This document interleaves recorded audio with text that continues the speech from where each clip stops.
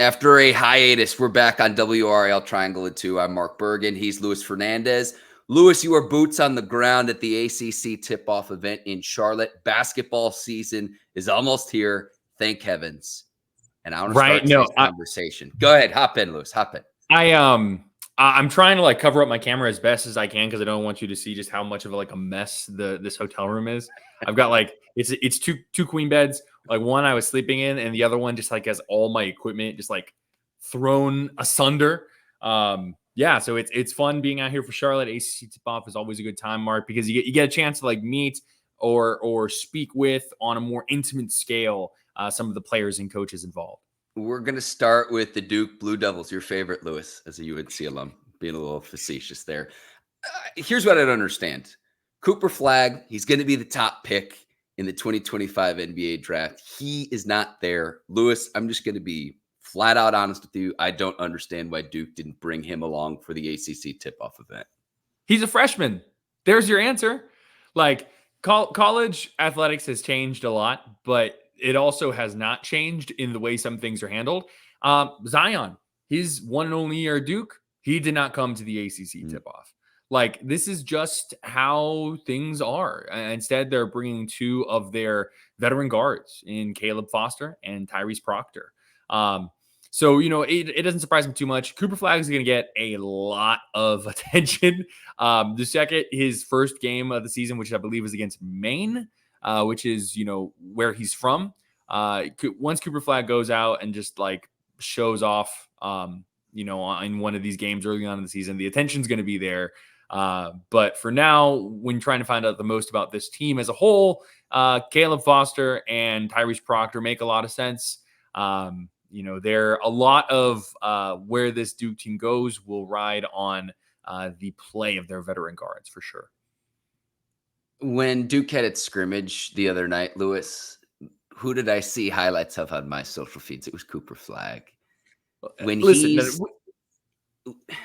ahead. It's not, I get it. He is the draw, but there are other players, there are players on the team. You can make the case, right, that it's not the best marketing strategy or whatever it might be. And that's what I'm talking about. Okay. So this is not a knock on Caleb Foster or Tyrese Proctor. It's not. I think Proctor has a future as a pro. I think he's very good, and I think he's going to take a step up in a more expanded role for the Blue Devils this year. But he's not who I'm talking about here. I'm talking about the dude who is crossing up and finishing over AD in Team USA practices, is on the floor with LeBron, not just holding his own, showing out, Luis. So it's when Duke plays Boston College or Clemson later this year, he's not going to be concerned who he's going up against because he did it against the best of the best in Team USA this summer. I'm not denying that. I'm not denying that. Cooper Flagg is going to be marvelous. I'm so excited to watch him play basketball this year, but they're going to protect him because he's a freshman. From what? That's just how it is. They're not going to. That is why he is not at ACC Tipoff. That's all it is. I get it. And I'll say this too.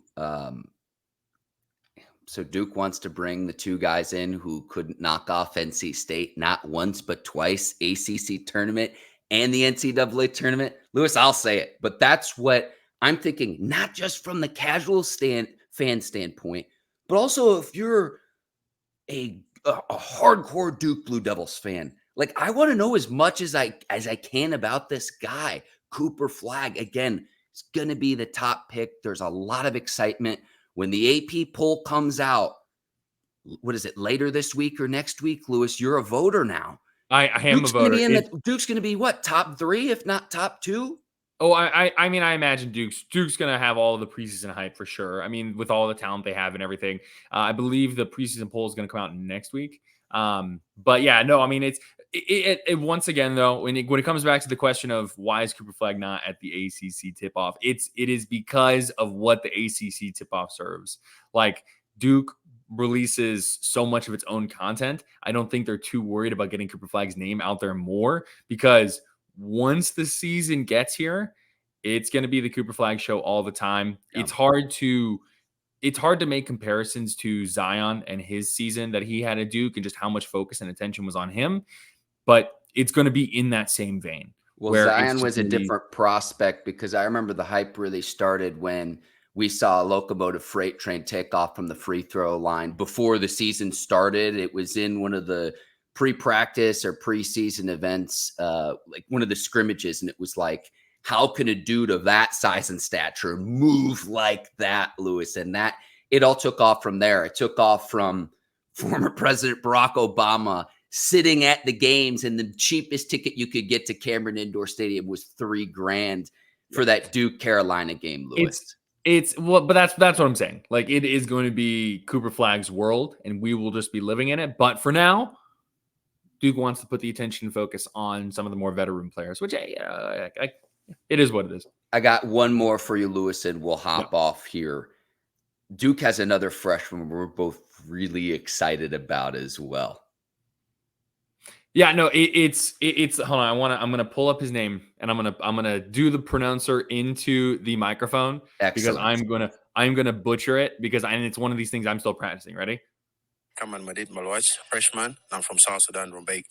Maluach, I believe. 7'2" center. Very talented, very skilled as well. He was playing with the South Sudan, I believe. Yeah, and they almost knocked off Team USA before the Olympics started. Yeah, there are a lot of reasons to be very excited about this Duke men's basketball season. And also just like one of the things too, looking at that with Maluach being at 7'2" and Cooper Flagg and all the different new players they're bringing in, whether it be the grad transfers or the freshmen, there is length and size all over the place. Like, this Duke team is going to play suffocating defense just based on the anatomy of the players alone. So that's going to be really interesting to see how, he ties into all this, and it's so interesting when you compare it to what Duke had last season, right? Which is they were missing out on rim protectors. Really, they had Kyle Filipowski and they had Ryan Young. And that was about it when it came to people who could protect the paint, protect the rim. They missed Derek Lively a whole heck of a lot last season. Now they're going to have plenty of that rim protection. So Duke's defense is honestly, I think, going to be one of the more fun basketball things you see going on in Durham this year. Maluach is going to be a lot of fun to watch. He moves like a gazelle. They can play inside, outside, outside, inside. It's positionless basketball. And like, if no one's seen a highlight tape of his, the skill set he has for a player of his size, I'm not saying he's Victor Wembanyama, but it reminds me of some of the things that a guy of that size we're just not accustomed to seeing. Wemby's an alien, but the fact that people can even be in conversations, it's very exciking. He's going to be a top pick too. Maluach will be top 5, maybe a top 10. He'll be a lottery pick. It'll be a lot of everything you're seeing so far, like as long as that carries over to his freshman year at Duke, it's going to be a very fun time for the Blue Devils this season. All right, Lewis, that's a wrap for this episode of WRAL Triangle and Two. If you haven't checked it out already, we're also going to have ACC tip-off previews for both UNC and NC State. So check that out. Check out Lewis's work too over on WRALSportsFan.com. A lot of one-on-one interviews. Lewis, if there's anything I'm missing, the floor is yours. Yeah, the women's basketball teams for NC State, UNC, and Duke spoke on Tuesday, and then UNC women's will be speaking on Wednesday as well. So we have plenty of good content. Some of the things they talk about, I spoke one-on-one with Sanaya Rivers. It's going to be really interesting. NC State women's coming off of a Final Four run, and then Duke almost upsetting UConn in the Sweet 16. And UNC has a lot of changes as well. So between the men's and the women's teams, it's going to be a really fun season of basketball in the Triangle, Mark. Hey, we need it after what we've seen in football, Lewis. So he's Lewis Fernandez in the Queen City, Charlotte for ACC Tipoff. I'm Mark Bergin. Thanks for watching WRAL Triangle and Two.